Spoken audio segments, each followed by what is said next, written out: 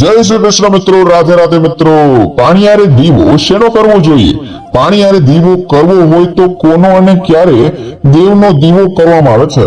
પાણીયારે દીવો કરવાથી વ્યક્તિને શું લાભ થાય છે? મિત્રો, માણસ સુખ શાંતિ પાછળ ભાગતો રહે છે, પોતાના ઘરમાં શાંતિ રહે તે માટે સતત સફળતાની વારંવાર કોશિશ કરતો રહે છે। પણ મિત્રો, જો તમારા ઘરનું વાતાવરણ અશાંત રહે છે કે ઘરમાં ઝઘડા કંકાસ થતા હોય, ભાઈ ભાઈમાં કે બહેન ભાઈ વચ્ચે કે માતા પિતા કુટુંબમાં એકબીજાના મન મળવા ના હોય અને ઘરમાં શાંતિ હોય, તમારો વેપાર ધંધો ના ચાલતો હોય, કોઈ જગ્યાએથી આવક ના આવતી હોય, સગાવાલામાં સામાજિક ક્ષેત્ર વેપાર ક્ષેત્ર તેમજ કોઈ દુશ્મનાટ કોઈ કોર્ટ કચેરીમાં પ્રોબ્લેમ હોય, તમે બધી જગ્યાએથી ફસાયેલા હો અને મિત્રો તમારા જીવનમાં ઘણી બધી મુશ્કેલીઓ આવ્યા જ કરે છે અને આ બધી મુશ્કેલીઓમાંથી ઘરમાં કંકાસમાંથી તમારા દુશ્મનોમાંથી કોર્ટ કચેરીમાંથી અને ધંધામાં સારી પ્રગતિ કરવી હોય, તમારા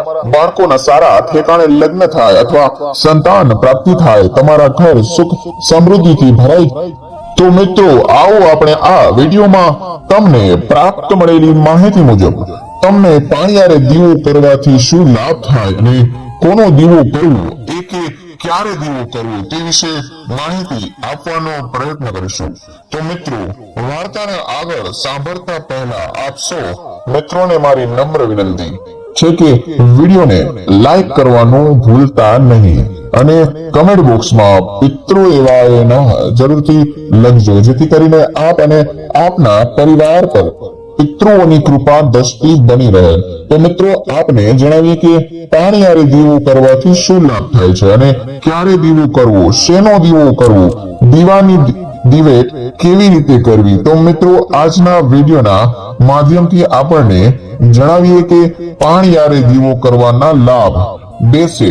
તો મિત્રો, વિડીયોને અંત સુધી નિહાળજો, કારણ કે મિત્રો અધૂરું જ્ઞાન વ્યર્થ કહેવાય છે, અધૂરું જ્ઞાન પાપ સમાન કહેવાય છે, માટે મિત્રો ક્યારે પણ અધૂરું જ્ઞાન ન સાંભળવું જોઈએ। તો મિત્રો, પાણીયારે દીવો તમારા પૂર્વજોનો કરવો।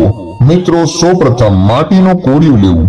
મિત્રો, આપને જણાવી દઈએ કે કોઈ પણ દેવી દેવતા કે પૂર્વજો દીવો તમે કરો છો તો તે દીવા માટીના કોડિયામાં જ કરવો। મિત્રો, માટીના કોડિયામાં દીવો કરવો શુભ માનવામાં આવે છે અને જો મિત્રો માટીનું કોડિયું ના હોય તો તમે ત્રાંબાના કે પિત્તળના કોડિયામાં પણ દીવો પ્રગટાવી શકો છો।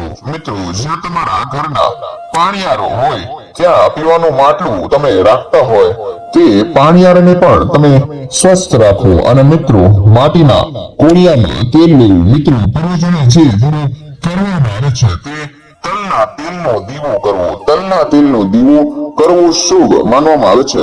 મિત્રો, કોઈ હવન હોય કે કોઈ મહાયજ્ઞ હોય થતો હોય તેમાં પણ તલનો જ ઉપયોગ કરવામાં આવે છે, એટલા માટે મિત્રો તેલનો દીવો શુભ માનવામાં આવે છે। અને મિત્રો, જો તલનો તેલ ના મળે તો તમે કોઈ પણ તેલનો ઉપયોગ કરી શકો છો। સરસોનું તેલ લો કે તમે સિંગ તેલ લો, પણ તેલ તમે લઈ શકો છો, પરંતુ મિત્રો તમે અન્ય કોઈ પણ તેલ લો છો તો તેમાં તમે 2 દાણા સફેદ તલના નાખી દેવા અને મિત્રો પછી પૂર્વજોને પાણીયારે દીવો કરવો।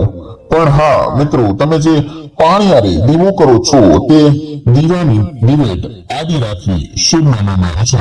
મિત્રો, પાણીયારે પૂર્વજો અને દીવો જો કોઈ પણ ઘરનો મોભી કરે તો સર્વશ્રેષ્ઠ માનવામાં આવે છે, પરંતુ કોઈ કારણોસર જો દીવો ના કરી શકો ઘરના મોભી તો ઘરની સ્ત્રીઓ પણ પાણીયારે પૂર્વજોને દીવો કરી શકે છે, પરંતુ મિત્રો સ્ત્રીઓએ દીવો કરતી વખતે માથા ઉપર ઓઢેલું રાખવું જોઈએ। અને વહાલા મિત્રો, આપણા શાસ્ત્રોમાં પણ કહ્યું છે કે જ્યાં સુધી પાણીયારે દીવો પ્રગટાવતો હોય ત્યાં સુધી પાણીયારનું પાણી ના પીવું જોઈએ। તમે પાણીયારે દીવો કર્યો છે અને ત્યાં પિતૃઓ આવ્યા છે ત્યાં સુધી તળતા છે, માટે ત્યાં સુધી માટલામાં પાણી પીવાનું ના જોઈએ। અને વહાલા મિત્રો, આપણે જણાવી દઈએ કે રાશિ પ્રમાણે પણ દીવો કરવામાં અનેક પ્રકારના ફાયદા છે, જેમ કે મેષ તથા વૃષભ રાશિના જાતકોની કુંડલીમાં 12મા સ્થાનમાં રાહુ મહારાજ બિરાજમાન હોય તો તેમણે નિત્ય દીવો કરવો જોઈએ અને તેને પિતૃઓને સાચી શ્રદ્ધાથી પ્રાર્થના કરવી જોઈએ. અને મિત્રો, મિથુન તથા કર્ક રાશિના જાતકોની અને ચોથા સ્થાનમાં, છઠ્ઠા સ્થાનમાં, આઠમા સ્થાનમાં અને 12મા સ્થાનમાં કેતુ મહારાજ હોય તો તમારે પણ પિતૃઓની પૂજા કરવી જોઈએ. અને કર્ક, સિંહ અને તુલા રાશિના જાતકો ચોથા, આઠમા, 12મા સ્થાનમાં રાહુ મહારાજ અને કેતુ મહારાજ વિરાજમાન હોય છે તો પિતૃઓ દોષ છે એવું માનવામાં આવે છે. મિત્રો, ઘણા લોકો એવું પણ કહે છે કે અમને પાણીયારે દીવો કરવાનું ફળ પ્રાપ્ત થતું નથી. તો મિત્રો, આપણને ઉપર જણાવ્યા મુજબ 41 દિવસ પ્રતિદિન પાણીયારે પૂર્વજોને દીવો કરવાનો છે અને દીવો કરતી વખતે ઓમ નમો ભગવતે વાસુદેવાય નમઃ નો જાપ કરવો જોઈએ. તેનાથી ઉત્તમ ફળ પ્રાપ્ત થાય છે. અને મિત્રો, પિતૃ મંત્રનો પણ જાપ કરો. ઓમ પિતૃદેવાય નમઃ.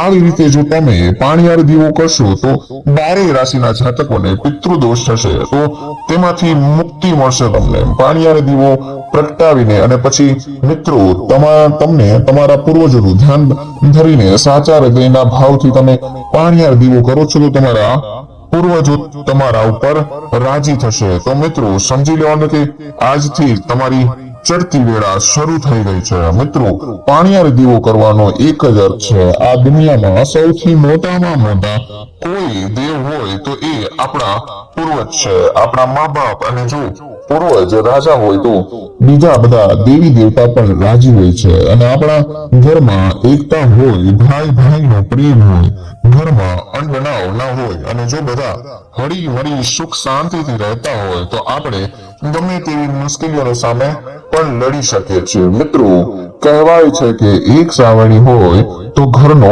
કચરો સાફ કરે છે, પરંતુ મિત્રો એ જ સાવરણી જો સાવરણી છે કદાચ અલગ પડી જાય તો ખુદ એક કચરો બની જાય છે. મિત્રો, એટલા માટે વહાલા મિત્રો, કુટુંબમાં, ભાઈઓમાં એકતા રાખવી, હળી મળીને રહેવું, એકબીજાના વિચારો શુદ્ધ રાખવા, એકબીજાનું સારું વિચારવું, ક્યારેય કોઈનું ખરાબ ના જ વિચારવું જોઈએ. અને વાણીમાં શુદ્ધ વાણી બોલવી, વાણીમાં વર્તન વ્યવહાર સારો હોવો જોઈએ.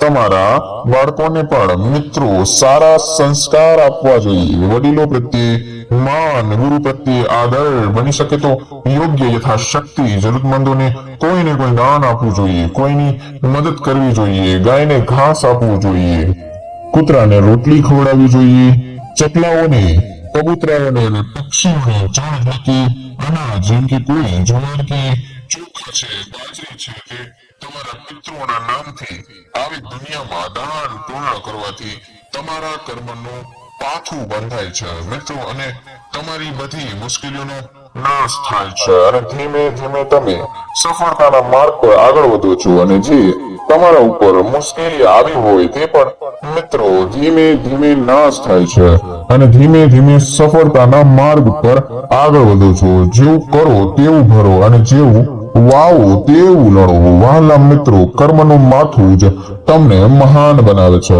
મિત્રો, પાણીયારે દીવો કરવો અને તમારા પિતૃઓ જો રાજી થાય તો મિત્રો સમજી લેજો કે તમારી ચડતી વેળા શરૂ ગઈ છે. મિત્રો, પિતૃ રાજી થાય એટલે તમારા કુળદેવી રાજી થાય છે. તમારા ગુરુજનો, તમારા વડીલોના આશીર્વાદ લેવા આ બધા સત્કર્મો કરવાથી તમારું જીવન મંગલમય, આનંદમય, સુખમય બની જાય છે.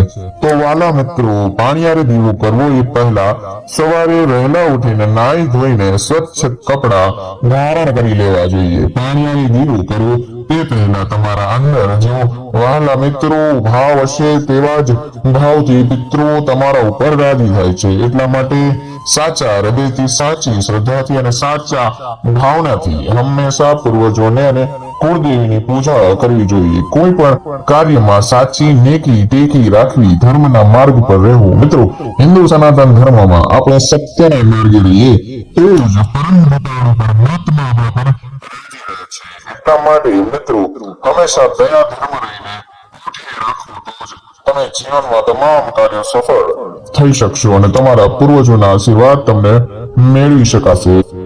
જીવનમાં આગળ વધવા માટે તમારે સત્કાર્યો કરવા જ પડશે અને સત્કાર્યોથી જીવનમાં સફળતા મળે છે મિત્રો રસોડામાં જો પાણીયાર હોય ત્યાં માં અન્નપૂર્ણાની પણ પૂજા કરવી અને પૂજા થાય છે અને માં અન્નપૂર્ણાનો પણ દીવો ત્યાં કરી શકાય છે તેથી જ માં લક્ષ્મી અને માં અન્નપૂર્ણા ના આશીર્વાદ સદાય તમારા પર રહે અને માં લક્ષ્મીની કૃપાથી તમે ક્યારેય કોઈ પૈસાની કમી નહીં આવે અને સંતાન પ્રાપ્તિનું સુખ પણ મળશે ઘરમાં સુખ સમૃદ્ધિ આવશે તો મિત્રો આજનો વિડીયો અમે અહીં પૂર્ણ કરીશું અને જો મિત્રો આજનો વિડીયો આપને પસંદ આવ્યો હોય તો વિડીયોને લાઈક કરજો